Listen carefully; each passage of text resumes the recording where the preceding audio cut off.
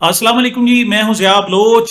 सामीन तीन हवालों से आज गुफ्तगू करनी है। सबसे पहले तो सुप्रीम कोर्ट में सरदार लतीफ़ खान खोसा ने चीफ जस्टिस काजी फायज ईसा साहब को, काज़ियुल कुज़्ज़ा को आईना दिखाया है, और लगता ऐसे है कि आईना देखने के बाद उन्हें अपना जो चेहरा है वो कुछ अच्छा नहीं लगा, जिस पर वो नाराज हुए हैं। इस पर बात करते हैं। दूसरी तरफ जमात इस्लामी ने बहुत ही अहम काम किया है जनाब। एक लेटर लिखा है, और मैं समझता हूं ये लेटर नहीं, एक बहुत बड़ा थप्पड़ है जो इलेक्शन कमीशन को लगा है। और पता नहीं अब इसका असर होता है या नहीं होता, या कम से कम दर्द होता है या नहीं होता। लोगों को कम से कम महसूस हुआ है कि वाकई ये कुछ लिखा गया है और कुछ कहा गया है। और तीसरा, बिलावल भुट्टो जरदारी साहब आज तस्वे बहा रहे हैं। वो कह रहे हैं जनाब कि मुझे बड़ी हमदर्दी है पीटीआई कारकुनों से, अवाम से। ये क्या मामला है, इस पर बात करेंगे। सबसे पहले तो बहुत शुक्रिया आपकी पसंदीदगी का, और ख़ास तौर पर आप बड़ी तादाद में सब्सक्राइब कर रहे हैं मेरे चैनल को। इस पर मैं शुक्रिया अदा कर सकता हूं, और साथ रिक्वेस्ट भी करूंगा कि मेरा हौसला आपने बढ़ाना है, हमने आगे चलना है, बात करनी है। और जब तक हम में सक्कत है, कुव्वत है, ताकत है, उस वक्त तक इंशाल्लाह बात करते रहेंगे, लाजमी बात करते रहेंगे। और ख़ास तौर पर जब बात करनी मुश्किल होती है तभी तो बात करना ज़रूरी हो जाता है, कि वो वक्त के जब बात नहीं सुनी जा रही होती, बहुत मुश्किल है, वो उसमें बात करना इंतहाई जरूरी होता है। वो इसलिए कहते हैं ना कि वो मर्द नहीं जो डर जाए हालात के खूनी मंजर से, जिस दौर में जीना मुश्किल हो उस दौर में जीना लाजिम है। उससे पहले कि हम अपने टॉपिक्स की तरफ हैं, सबसे पहले मैं बहुत शुक्रिया अदा करना चाहूंगा हमारे रेगुलर व्यूअर्स हैं जनाब शब्बीर अहमद साहब। उन्होंने मेरी एक बहुत ही अहम तस्हीह की है, और वो तस्हीह क्या है मैं आपको बता देता हूं ताकि हम सब तक वो बात पहुंचे। और बात वही होती है कि अगर आपकी कोई इस्लाह करे तो उसका बार बार शुक्रिया अदा करें। मैं कुरान मजीद की एक आयत अक्सर पढ़ता हूं, व मकरू व मकरल्लाह, लेकिन मेरे मुंह से जो निकलता था वो व मकरू व मकरुल्लाह निकलता था, वल्लाहु खैरुल माकिरीन। कि जो दूसरी मरतबा यानी व मकरू व मकरुल्लाह था, वो नहीं, वो मकरल्लाह है, यानी जबर है, पेश नहीं है, उस पर जबर है। उन्होंने मेरी तस्हीह की, और कुरान मजीद की हिफाजत को तो अल्लाह ताला ने जिम्मा उठाया हुआ है। और अल्लाह ताला ने देखें क्या कंसेशन रखी कि आप गलत पढ़ते हैं और फिर बाद में आप उसको दुरुस्त करते हैं तो आपको दोहरा फिर सवाब मिल जाता है। तो शबीर साहब बहुत शुक्रिया। और इसी आयत से हम फिर आगाज करते हैं, व मकरू व मकरल्लाह वल्लाहु खैरुल माकिरीन, के एक उनकी तदबीरें होती हैं, एक अल्लाह की तदबीर होती है, और बेशक कामयाब तो वही तदबीर होती है जो अल्लाह की तदबीर है। उसी से आगाज करते हैं जनाब। और सबसे पहले हम जिक्र करते हैं सुप्रीम कोर्ट में जो हुआ। अब दो रिट पिटीशंस वापस ले ली गई हैं जनाब।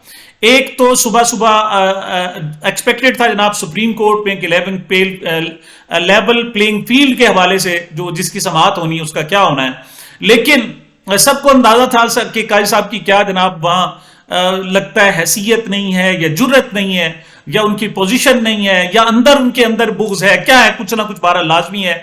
ये बात मैं नहीं कह रहा, दुनिया के तमाम एनालिस्ट कह रहे हैं कि काजी साहब ने जो है अपने काज़ियुल कुज़्ज़ा होने का सबूत नहीं दिया।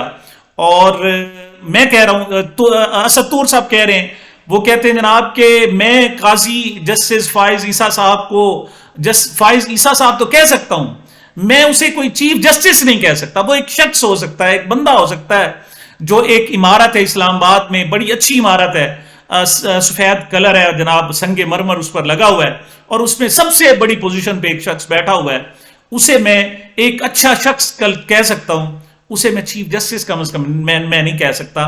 ये अल्फाज असद तूर के हैं, जो अब तक उसके गुण गाते आया है, जो उसकी तारीफें करते नहीं थकता था, ये उसके अल्फाज हैं। और वैसे भी आप याद रखें, ये इमारतें जो हैं अपनी शख्सियात के कंडक्ट से, उनके असूलों से, उनके बाअसूल होने से पहचानी जाती हैं। हम अपने मादर इल्मी को बहुत याद करते हैं, हम जिस स्कूल में पढ़े हों, जिस कॉलेज में, जिस जामिया में, यूनिवर्सिटी में हम पढ़े हों, हमें उनसे मोहब्बत हो जाती है। वजह क्या होती है, हमने वहां सीखा होता है। वो उसकी पहचान ये होती है कि वो इल्म बांट रही होती है, वो इमारतें वहां से आकर इल्म की रोशनाई हासिल करते हैं। और फिर आप पूरी दुनिया में जहां जाते हैं تو آپ کی ذہانت کے، آپ کے علم کے ڈنکے بجتے ہیں.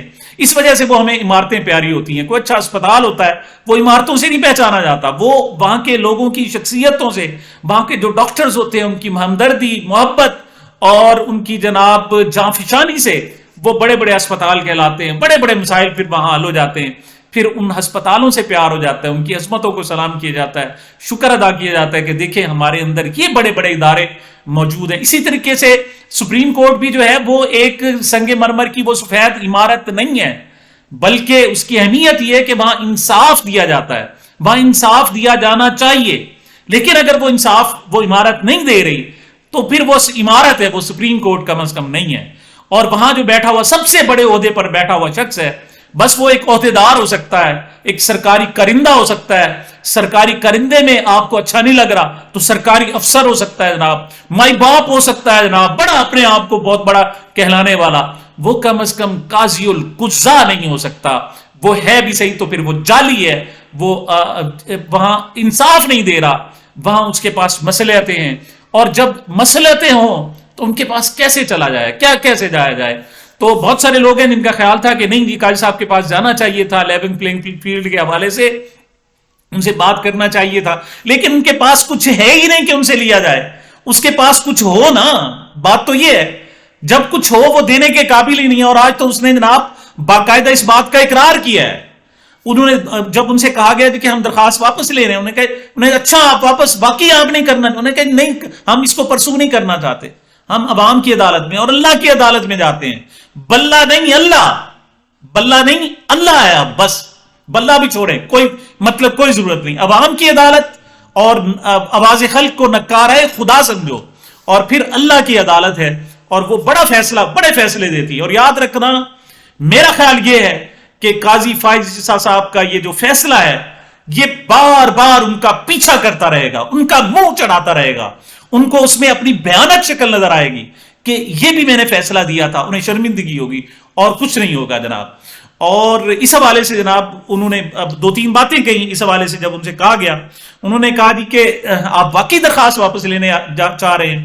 تو لطیف کوسہ صاحب کا کہنا تھا کہ ہم تو آئے تھے کہ یہاں لیول پلینگ فیلڈ ملے گی، لیکن آپ کے کل کے فیصلے نے، 13 جنوری کے فیصلے نے ہم سے فیلڈ ہی چھین لی ہے. تو ہم کہاں سے لیول پلینگ فیلڈ مانگے، آپ سے کیا مانگے. وہ ہے نا کہ ہم کو معلوم ہے کیا رنگ ہنائی دے گا، قرب بوئیں گے تو وہ فصل جدائی دے گا. آنکھ نیلم کی بدن کانچ کا دل پتھر کا، اپنے شاہکار کو کون اتنی صفائی دے گا. تو یہ بڑے جناب پتھر دل لوگ بیٹھے ہوئے، پتھر کی عمارت ہے، پتھر شخص بیٹھا ہوا ہے اور آگے وہ نہیں دیکھ رہا کہ کتنے 25 کروڑ عوام ہیں، ان کی امنگیں ہیں. شرم کی بات تو یہ ہے کہ بلاول بھٹو کہنے لگا ہے کہ مجھے ہمدردی ہے. ان سے جناب یہ ان کا انتخابی نشان نہیں چھینا جانا چاہیے تھا. مطلب بلاول کو سمجھ آ رہی ہے جو اس کا مخالف ہے، اور سمجھ نہیں آ رہی تو صرف قاضی القضا کو سمجھ نہیں آ رہی، پوری دنیا سمجھ رہی ہے. الجزیرہ والے، CNN والے، پوری دنیا میں سب کو نظر آ رہا ہے. اور اب ان کا کہنا کیا تھا جناب؟ ان کا کہنا یہ تھا کہ آپ نے تو ہماری پارٹی کا شیرازہ ہی بکھیر دیا ہے، آپ نے تو ہم سے فیلڈ ہی چھین لی ہے، ہم آپ سے کیا لیول پلینگ فیلڈ مانے جناب. آپ نے پھر آپ کو جناب پسند نہیں ہے، انہوں نے کہا جی ANP کو 20,000 پہ آپ نے جرمانہ کر کے الیکشن لڑنے کی اجازت دے دی، ہم سے الیکشن ہی چھین لیا آپ نے. مطلب ہم سے 320 وہ جناب وہ 230 سیٹیں تھیں مخصوص، وہ بھی آپ نے ہم سے چھین لی. ہم آپ سے کیا مانگیں؟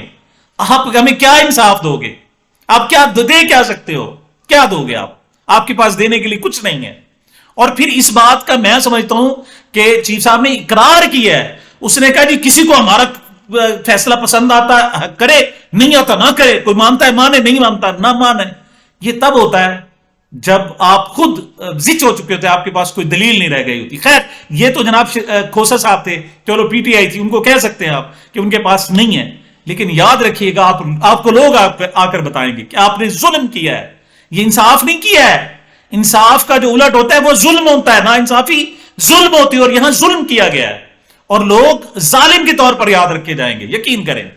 اس پر جناب مسرت لالی صاحبہ کہنے لگی کہ آپ کا کیا خیال ہے الیکشن منصفانہ نہیں ہو رہے؟